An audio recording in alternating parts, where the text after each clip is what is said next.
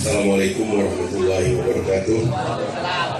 Salam sejahtera, selamat malam kepada kita semua. Bang Hariman, senior kita,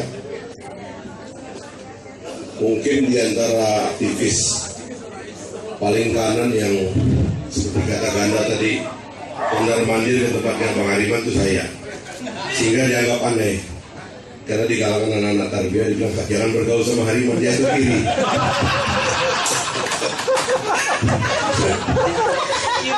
Padahal saya itu bukan cuma ke kliniknya kan, ke rumahnya juga saya datang. Terima kasih telah membersamai kita selama ini. Kalau kita lagi nampak akan padam, kita datang ke Bang Hariman. Dan kita juga tadi, kita kehilangan seorang aktivis senior juga, Pak Adi Kasono, yang alhamdulillah saya sempat ikut memandikan jenazahnya pada masa-masa beliau wafat tahun lalu. Pak Gubernur Indonesia,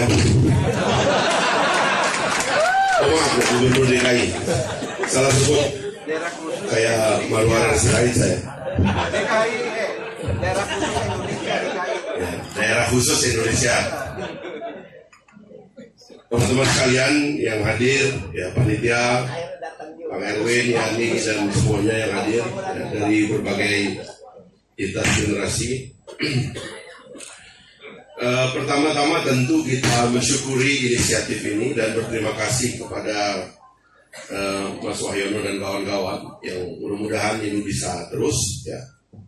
Di sini nggak ada partai, di sini nggak ada aliran, tadi Ganda bilang di sini kiri kanan ukir. Ya, di sini adalah pemikiran, dan kalau di luar itu ada puncak-puncak pemikiran, saya kira boleh jadi di luar ada puncak-puncak atau pucuk-pucuk pemikiran, tapi saya kira di ruangan ini ada pucuk-pucuk keberanian.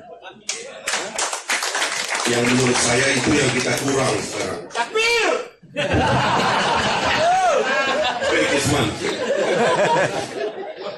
Kisman ini sebenarnya teroris.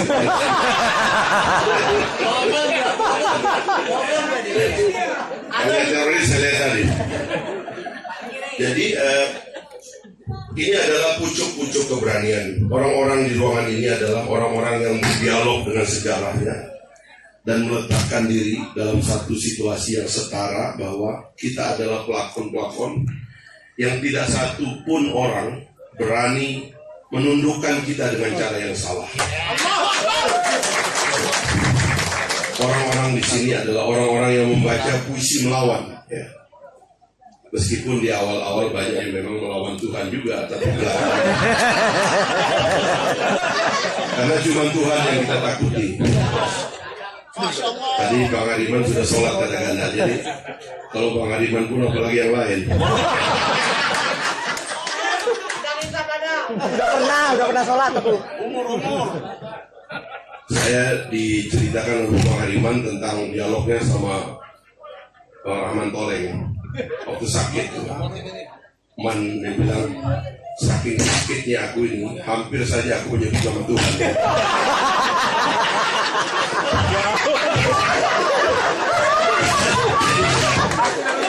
Lumayan ribelar. Jadi tentang pucuk-pucuk keberanian ini, maka menurut saya di sini kita berdialog. Ini agak meledak-meledak. Sabotase, Bos. Isman, sabotase. Isman dikirim sabotase. Yang tadi coba. Ini. Tadi Kisman nggak ada, beres-beres. Iya, tadi nggak ada Kisman, beres-beres saja. Beda nih kita. Isman ini udah kepege sekarang. Sama SP. Itu dipegang, dipegang. Aku mau foto dulu ah. Kirim langsung. Ya. Direkam dong. Ini laporan atau apa enggak? Memang kita nggak cocok di situ.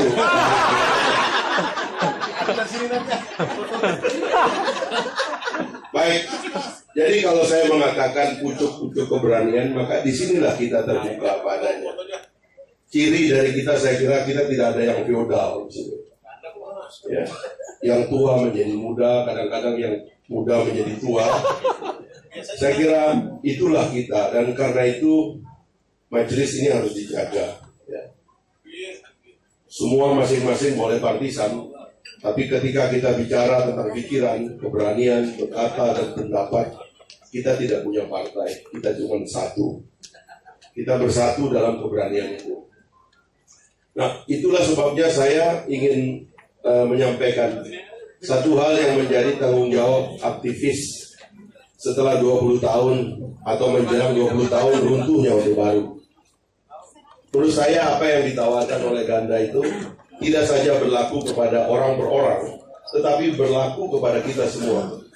Ada kewajiban kita untuk memutuskan bahwa orang terbaik di antara orang-orang berani itulah yang harus menjadi pemimpin bangsa Indonesia ke depan. Problemnya kompleks, ya. Bung Karno dan generasinya menjadi narator bagi keindonesiaan. Pidato-pidato beliau dan pikiran-pikiran kebangsaannya seperti magnet yang menarik pulau-pulau 17.000 pulaunya dalam satu kesadaran yang beliau katakan bukan cuma kesadaran geografis, tapi kesadaran ide, cita-cita, perasaan menderita bersama, dan harapan tentang masa depan. Itu cipta dari generasi angkatan Bung Karno. Bung Karno adalah orang berani. Kita suka atau tidak Pak Harto, dengan generasinya, meskipun kita akhirnya menentang dan menjatuhkannya, dia punya cipta dan karya sebagai generasi. Mereka membangun institusi. Mereka mengembangkan sistem bernegara, meskipun sistem itu totaliter dan akhirnya kita lawan. Tetapi saya menemukan ada banyak diktator yang tidak mau membuat sistem. Ada banyak diktator yang letak semua, negara adalah aku. Saya bertemu dengan Gaddafi 8 bulan sebelum dia dibunuh oleh rakyatnya. Tidak ada institusi dalam negara itu. Gaddafi adalah menurut dia sahabat bagi rakyat-rakyatnya. Tetapi itu artinya memang tidak ada sistem. Semua diselesaikan oleh keluarganya. Keamanan diselesaikan oleh Muqtasim, anaknya yang menjadi koordinator intelijen dan pihak keamanan. Dan ekonomi diselesaikan oleh Saiful Islam, anaknya yang menjadi pengusaha dan lulusan barat dan juga sekaligus lobbyis bagi menyerahkan sumber-sumber minyak yang ada di Sirte dan sekitarnya itu kepada Seven Sister pada akhirnya, pengusaha-perusahaan minyak asing. Jadi Pak Harto apapun dia punya jasa membangun institusi, meskipun institusi itu kemudian kita lawan. Saya ingin mengatakan, setelah Pak Harto jatuh, kita beruntung memiliki Pak Habibie. Karena dia orang berani juga. Sebagian orang mengatakannya gila. Ya, menurut saya dia punya keberanian yang luar biasa. Karena dia bisa merangkum peristiwa yang begitu pelik. Dalam setahun 7 bulan, beliau meletakkan dasar bagi reformasi kita. Sehingga pada zaman Gus Dur dan Ibu Mega, kita melakukan amandemen konstitusi dan negara Indonesia baru dengan konstitusi baru yang demokratis, dengan rule of the game-nya baru, demokrasi namanya, ada kebebasan di sana, itu sudah hadir dan kita nikmati sampai hari ini. Nah, saya kira itulah problem kita. Menurut saya pemimpin-pemimpin setelah itu mengekstensi transisi sehingga kita nampak tidak selesai. Tadi saya koreksi misalnya dalam bidang ekonomi, saya koreksi karena saya mengutipnya langsung dari Pak Adi Sasono, kan? Yang terjadi ini, kalau memakai kata beliau itu, yang kaya tambah kaya, yang miskin tambah anak. Jadi ada ketimpangan. Tema yang kita bicarakan hari ini adalah tema ketimpangan. Saya kira yang terjadi adalah begini. Dari 3 aktor dalam kehidupan berbangsa itu, negara, pasar, dan rakyat, kepada ketiga-tiganya kita suntikkan keberanian, kita suntikkan kebebasan maksud saya. Sehingga rakyat bebas, ya, sekali merdeka, merdeka sekali, ya, dan bebas sekali kita boleh melakukan apa saja, ya, termasuk memaki-maki presiden. Kemudian pasar juga menjadi bebas, dan itu yang saya kira kegagalan pasar muncul dan menyebabkan ketimpangan. Ya. Fasilitas kepada yang kaya luar biasa, subsidi dari yang kecil dicabut. Ya. Ada kebebasan, tetapi negara gagal melakukan konsolidasi atas kebebasan ini. Dan apa sebabnya itu terjadi? Karena negara tidak dipimpin oleh mereka yang berjodoh dengan masa ini, dengan demokrasi kita, dengan kebebasan kita. Saya kira kata putusnya memang itu. Negara ini akan terjebak dalam transisi yang berkepanjangan apabila jodoh bagi demokrasi kita tidak ditemukan dari kalangan aktivis. Saya mau membuat clear apa yang dikatakan oleh Saganda malu-malu. Ya. Pak Jokowi itu bagaimana cara kita memutuskan jodoh kita atau bukan? Ya. Kebebasan mau dihambat dengan Perpu Ormas. Sekarang ada lahir KUHP tentang penghinaan presiden. Apa ini? Enggak, ini enggak siapa? Katanya dia penampilannya metalik. Metalika kan bebas. Kok dia nggak berani kebebasan? Apa yang Anda takuti? Apa Anda terluka dengan kata-kata? Ya, tidak berani mendengar kritik. Nah, menurut saya kalau aktivis ada yang di sekitar Pak Habibie, ayo kita dialog, ajak dia di forum ini dan kita ngomong apa adanya. Apa saya tadi bilang apa? Habibie ya? Maksudnya Jokowi. Jokowi. Ini kan yang menciptakan sejarah bagi Jokowi. Tulang punggung saudara itu apa? Punggung pundak kita ini kan dipakai oleh dia untuk berkuasa. Kenapa dia nggak berani bertemu dengan kita dan berdialog?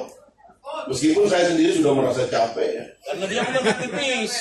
Nah itu problem kita. Jadi menurut saya ya, malam ini adalah kebebasan kita berpikir, tapi keberanian untuk mengkritik keadaan, ya, menjelaskan apa yang benar, ya, dan mengatakan apa yang salah, apapun resikonya kita terima. Saya kira teman-teman sekalian, saya ternyata tadi dari film yang dibikin oleh teman-teman itu ternyata saya paling muda. Di ujung saya ditaruhnya itu angkatan 98 di ujung. Tetapi saya cukup bosan dengan keadaan ini karena perlombaan ide-ide telah berhenti. Inisiatif kita untuk menemukan cara menyelesaikan masalah di Indonesia ini nggak ada. Terorisme, narkoba, korupsi, nggak ada jalan keluarnya. Dan karena itulah kebebasan ini harus menemukan jodohnya malam ini. Terima kasih. Assalamualaikum warahmatullahi wabarakatuh. Pak Hari memang. Saya undang Bang Ferry tadi sudah dipanggil Bang Ganda sebetulnya. Bang Ferry sekali lagi dari Juliantono. Mantap. Capres Gerindra. Wah. Yang belum tahu kapan dan belum disebut kapan.